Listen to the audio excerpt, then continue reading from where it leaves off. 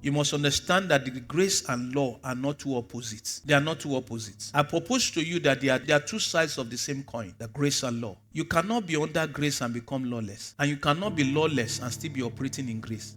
It may be for a while. So, the third observation is this. If grace is before the law, during the law, and after it was given, what is now Apostle Paul saying in Romans chapter 6, verse 14?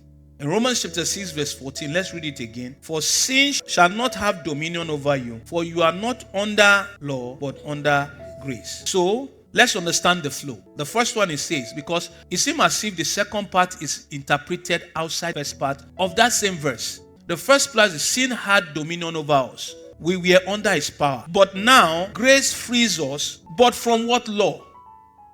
So if we assume that Paul is talking about the law of God, then we are also saying that the law of God is the same as sin, because sin has no power over us. We can also say that the law brought bondage and death.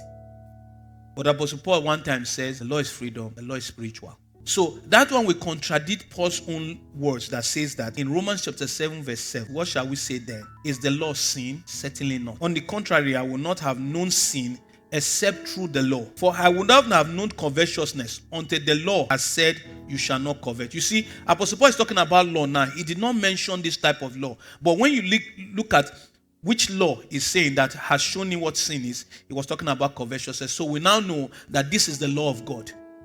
Listen, you can't know what is sin until God was the one that said, when you do this, you won't sin. That's all. So I have seen such people saying that it's the law that actually made us to be sinners. But the context of it is that Apostle Paul is saying, I wouldn't have known what sin is. I wouldn't have known what wrongdoing is until there was a law. For example, so what is he trying to say? That the law is the law sin? He said contrary. On the contrary, not. I wouldn't have known sin except the law. So Paul isn't saying that the law of God is sin. He says that the law reveals sin. The law of God reveals sins. The law of God reveals that I should not commit adultery. The law of God reveals that I should not steal from my neighbor. The law of God says I should not covet. So it is the law of God that actually defines what sin is.